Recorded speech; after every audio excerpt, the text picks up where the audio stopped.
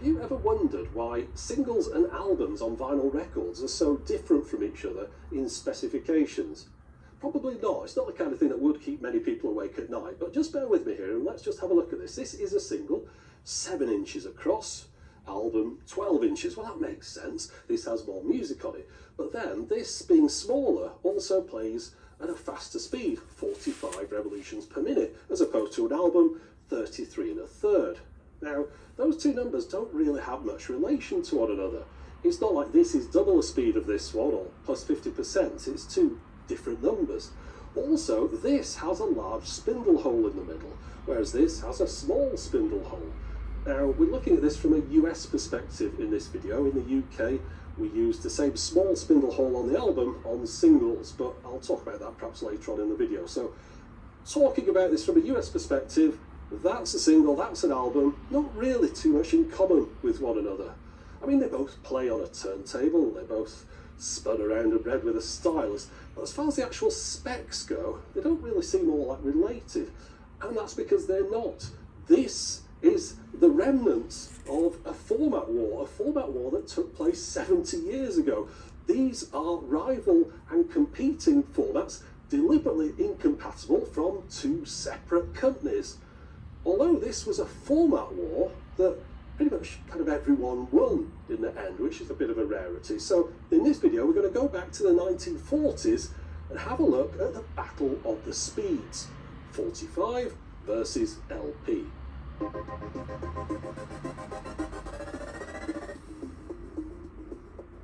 I think the best place to start with this tale is at the beginning. I'm not going to go all the way back to the Edison cylinder, though. That's a story for another day.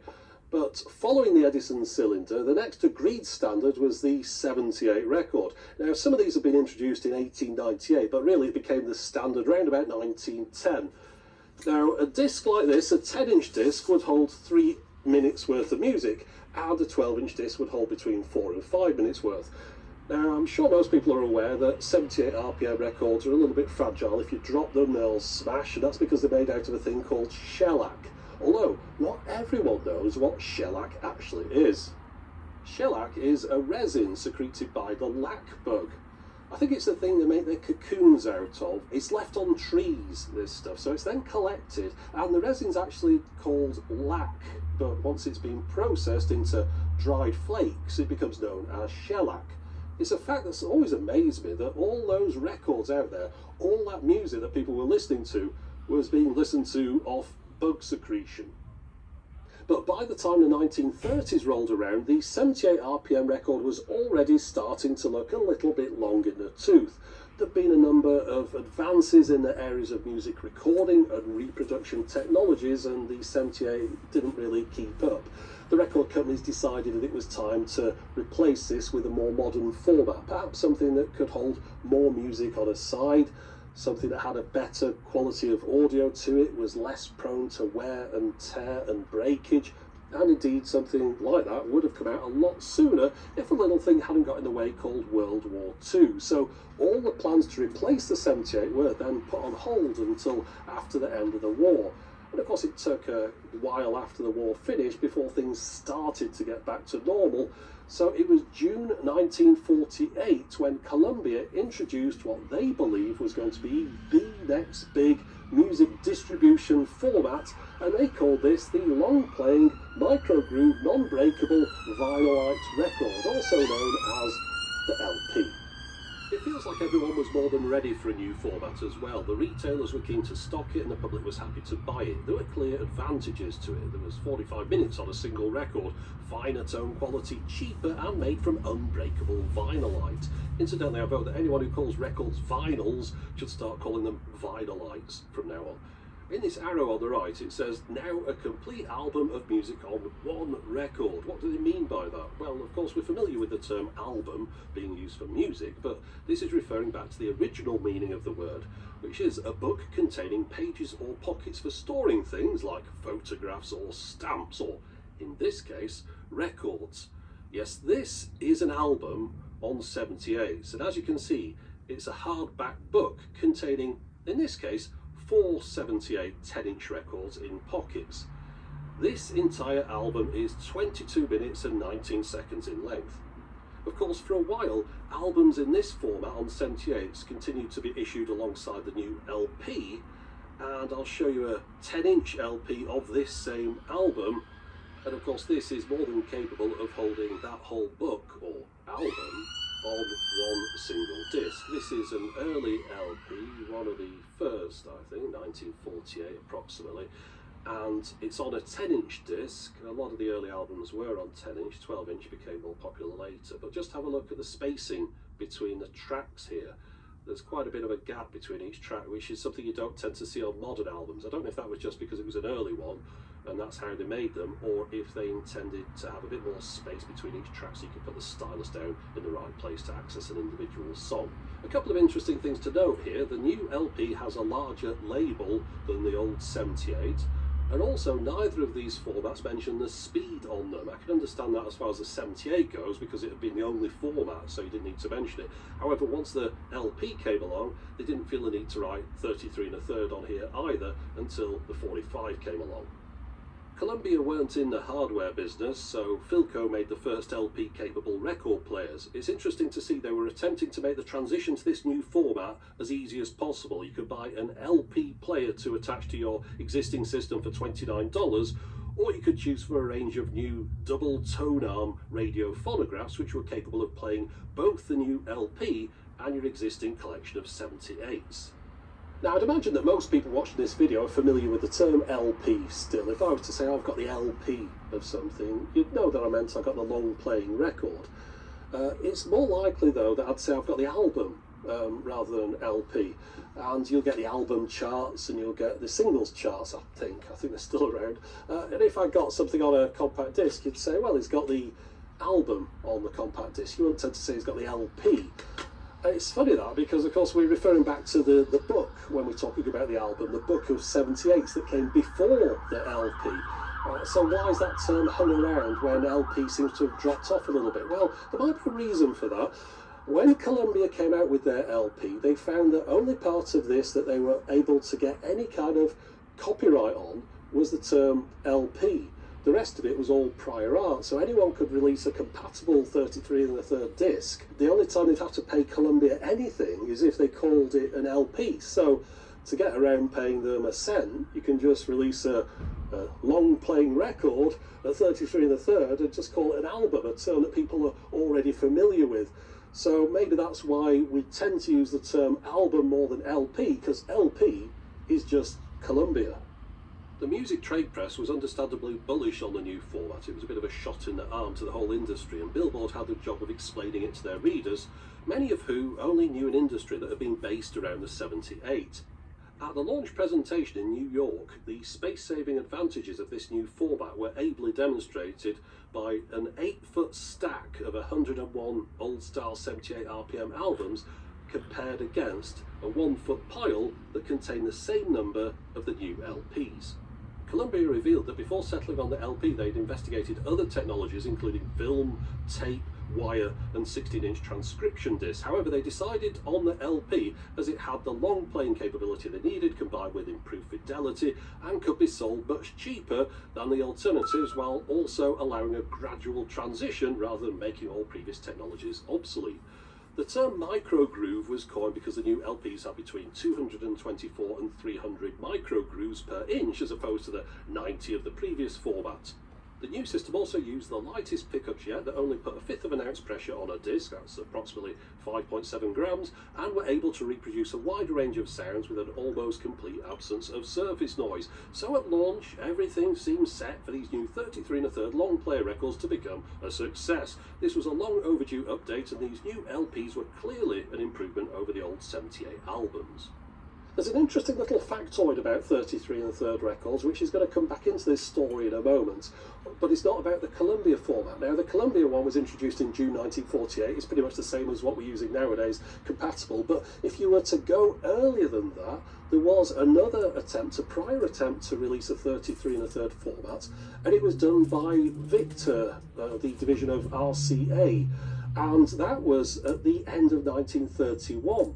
Their version of a 33 1/3 record was capable of 15 minutes per side as opposed to the 22.5 of the later Columbia format, and it didn't use the vinyl that was produced after the war. It was using another type of material, and unfortunately it didn't wear well.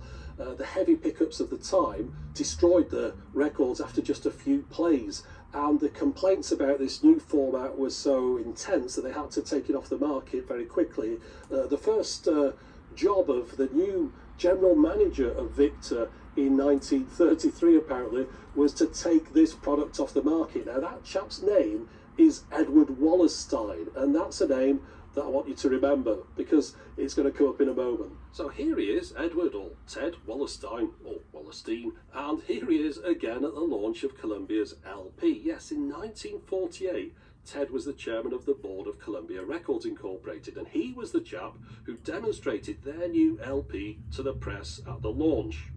So this Edward Wallerstein chap was the driving force behind the LP.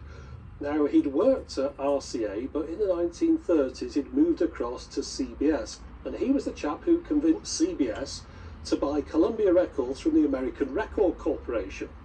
When CBS acquired Columbia Records in 1939, Edward Wallerstein became the president of Columbia Records, and the first thing he set about doing was getting them to create a 33 1/3 LP.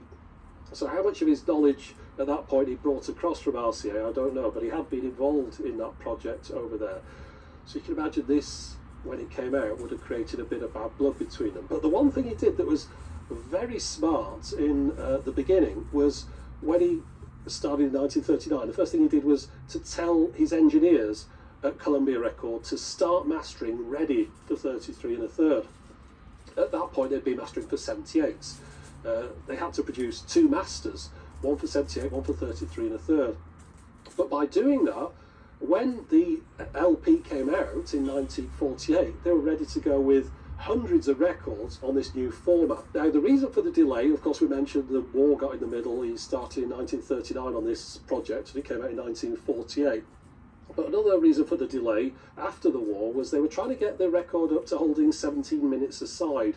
He determined that the optimum length for the record was 17 minutes, or that was the minimum at least, because he looked at classical works were the big sellers on long players, and he wanted to be able to hold the average classical work on one disc, on half on each side.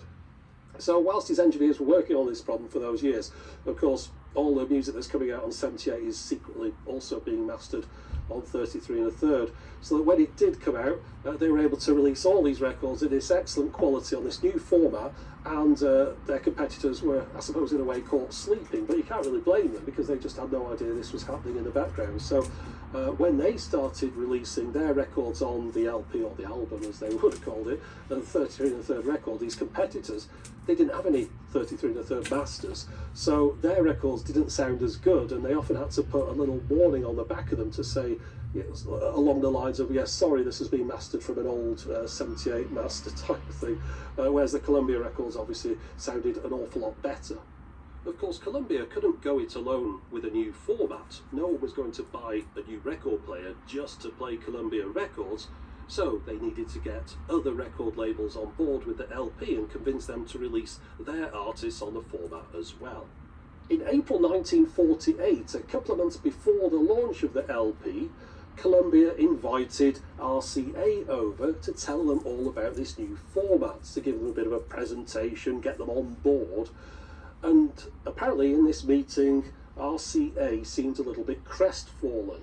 Now, I mentioned before how the Edward Wallerstein chap was the same chap who'd canned 33 1/3 at RCA in 1933, and here he was in 1948 telling RCA about Columbia's new 33 1/3 format. You can kind of imagine how that might grate a little bit. Anyway, a couple of days after this meeting, RCA got back in touch and said, no, we're just not interested in this format at all, and then a couple of weeks after that invited Columbia over to tell them what they were developing, and really they didn't really have much to say. They were giving vague references to things about tape, and you remember that RCA subsequently went on to introduce their sound tape cartridge in the 1950s.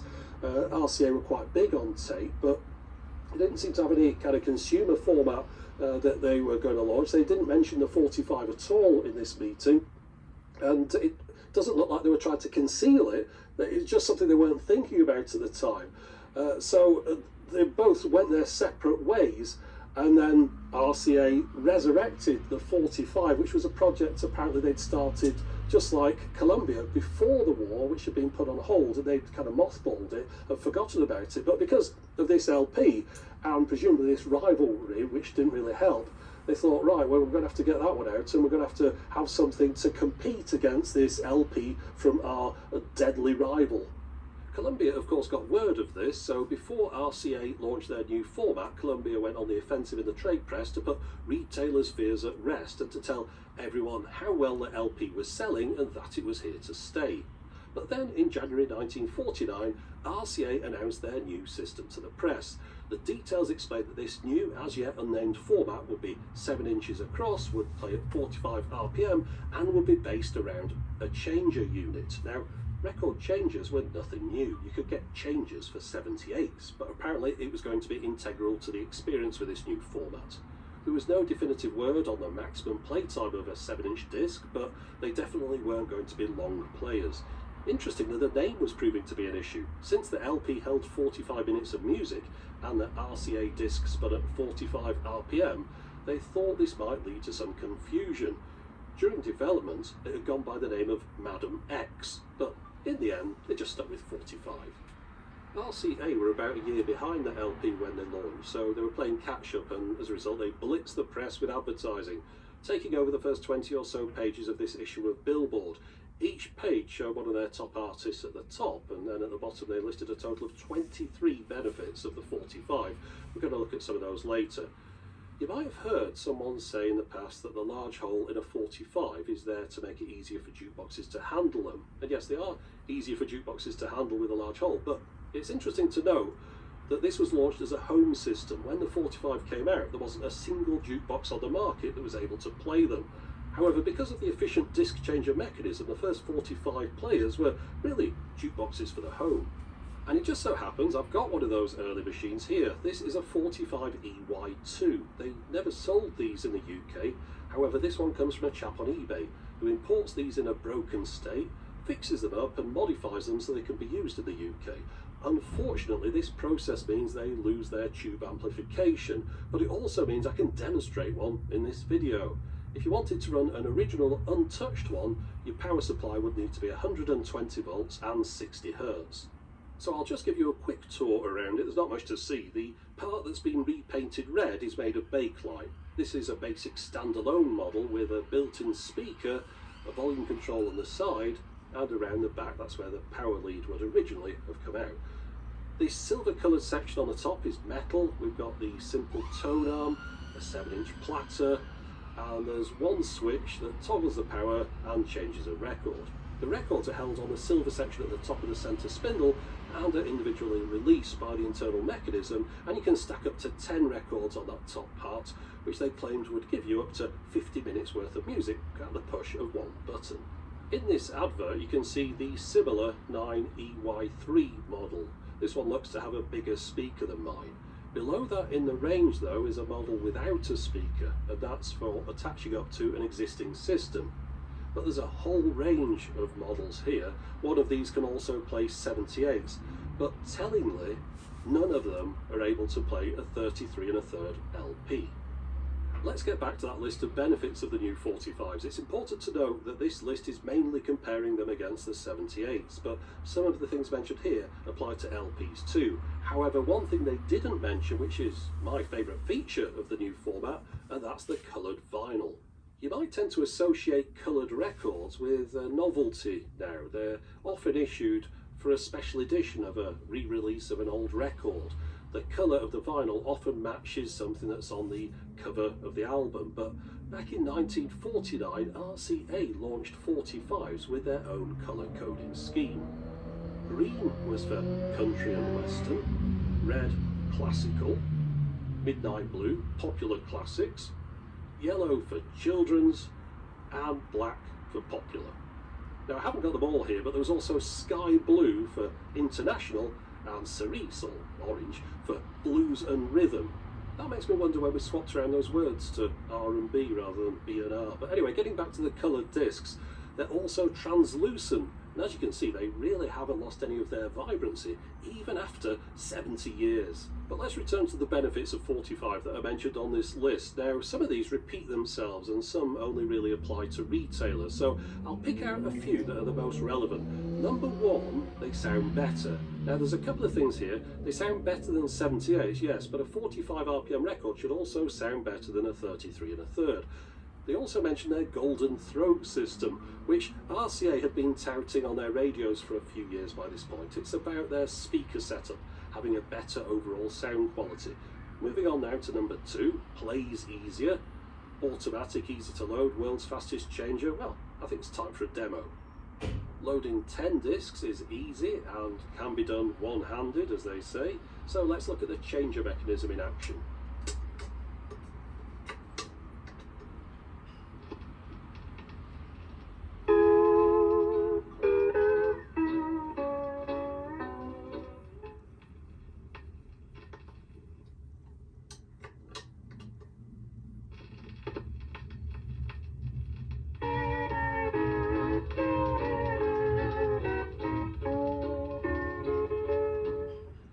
It's definitely nippy and efficient. They weren't wrong, I'll give it that.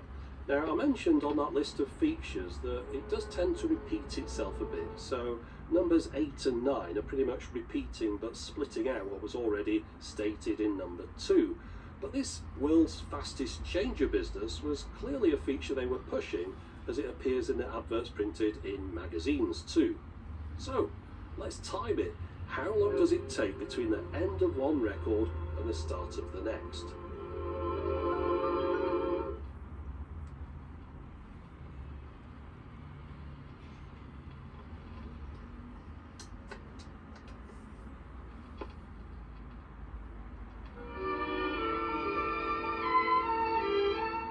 Yes, it's only approximately 10 seconds, and it could be even quicker with a record that had a shorter run out.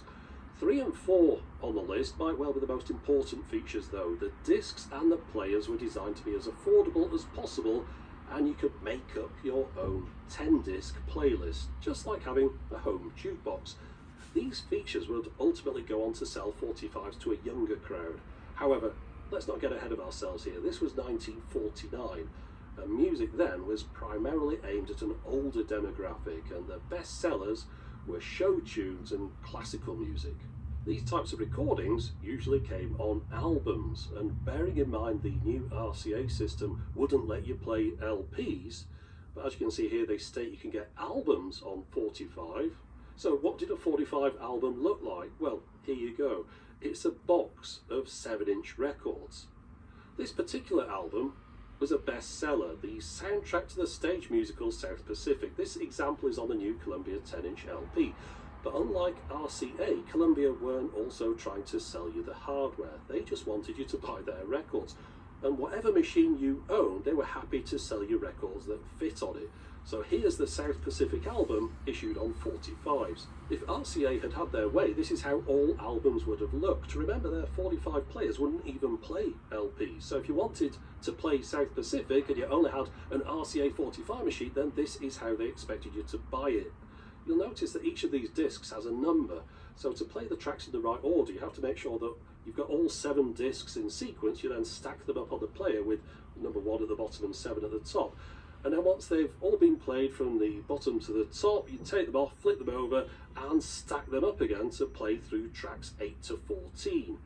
I assume that one of these 45 RPM album boxes would have been quite a bit more expensive to buy than a single 33 1/3 LP.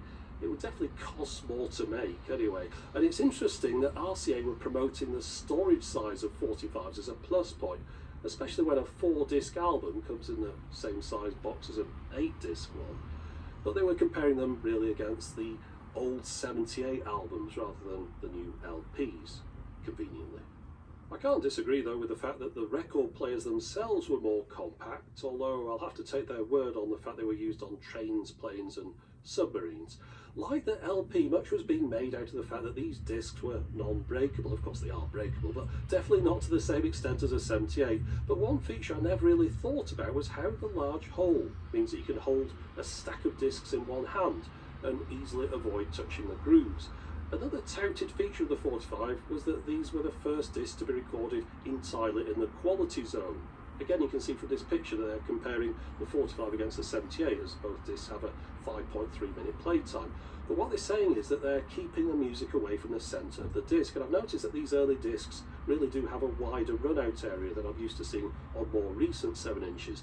This pressing of a 1969 record is only 3 minutes 18 long, yet the run-out area is much narrower. Perhaps the quality zone wasn't deemed to be all that important after all. Then again, Columbia were already minimising the run-out on their 45s back in the early 1950s. Now, in an age when people rarely stack records up on their turntables, here's a fact about 45s that might have passed you by. It states here that record surfaces do not touch. You can store 45s either flat or vertically.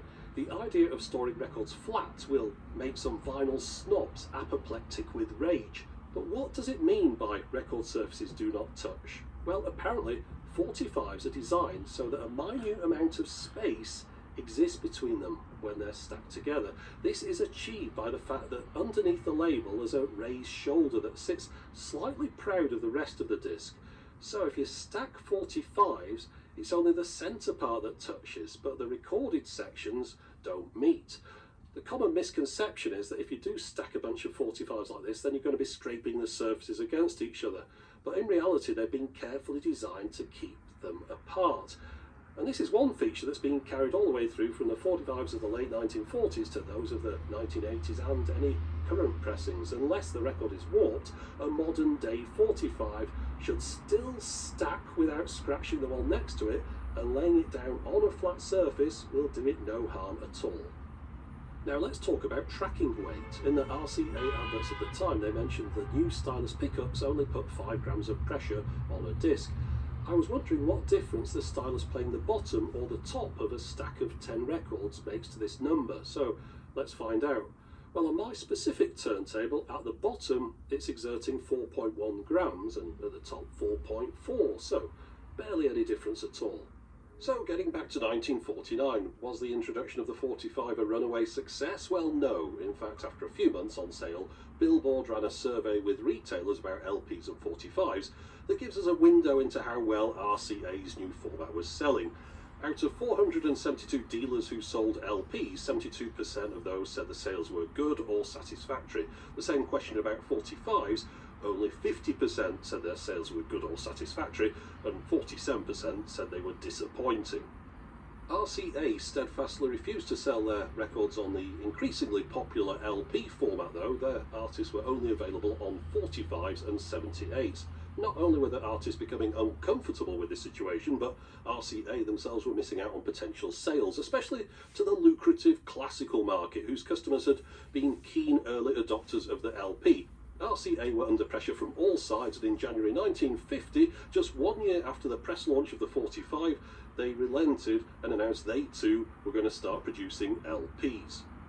RCA definitely weren't going to take this lying down though. In one of the most embarrassingly pathetic passive-aggressive diatribes I've ever read, they laid out to, and I quote, everyone in any way connected with the record business, why they were right and everyone else was an idiot. It's like a weird Dear John letter from a psychopath.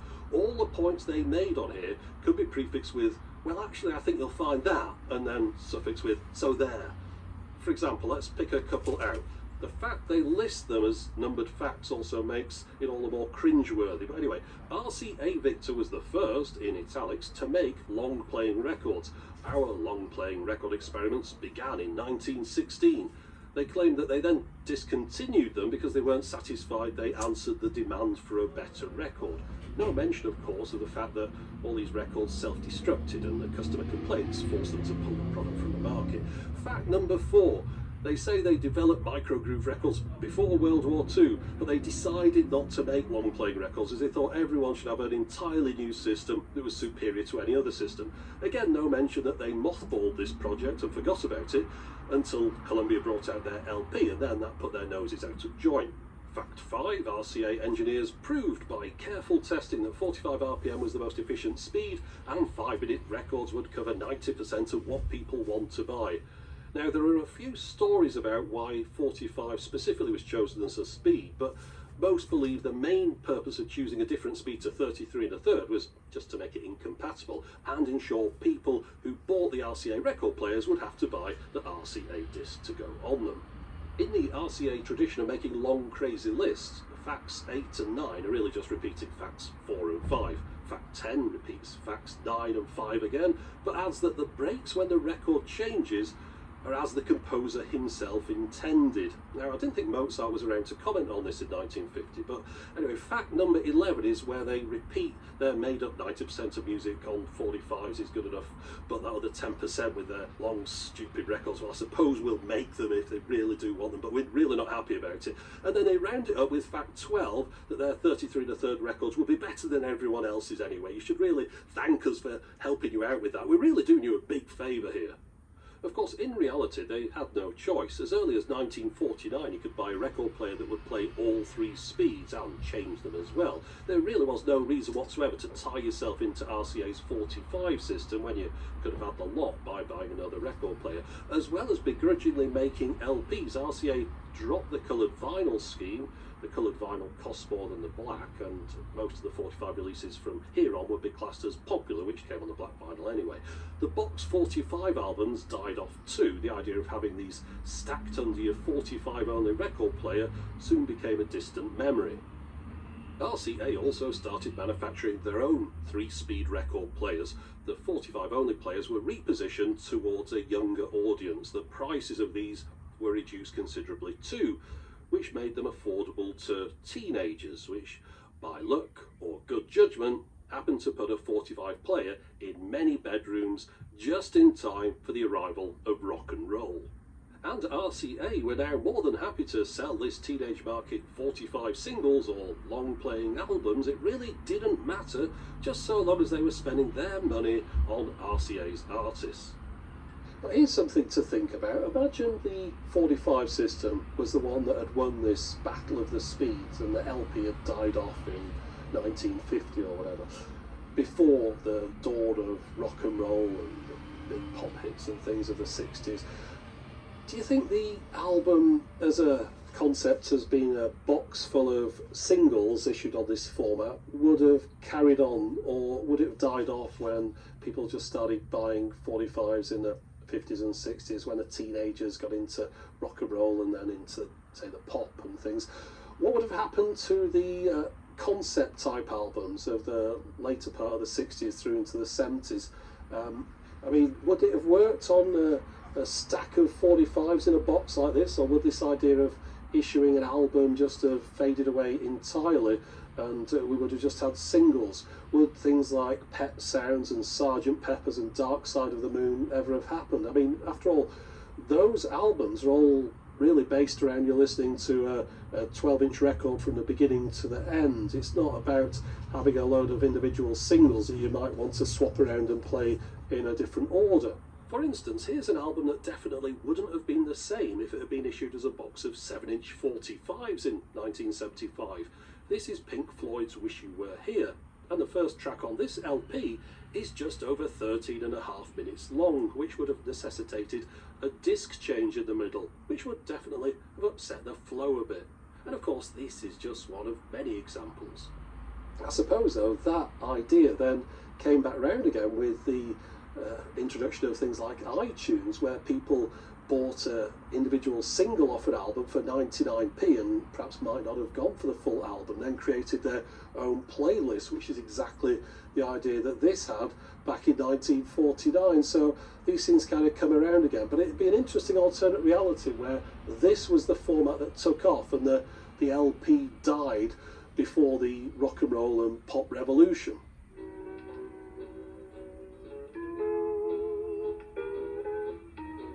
Going right back to the beginning though, I did mention that in the UK our 45s had the same size hole as our LPs and 78s, whereas in a number of other countries that wasn't the case.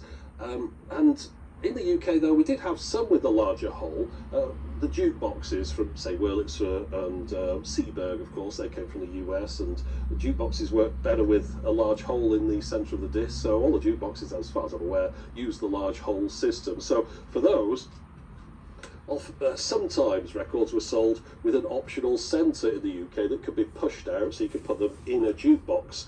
Or if you didn't have an optional centre on your record, which I've got to say, I bought 50 singles here off eBay, and 42 of them didn't have the optional centre. They were just solid like this.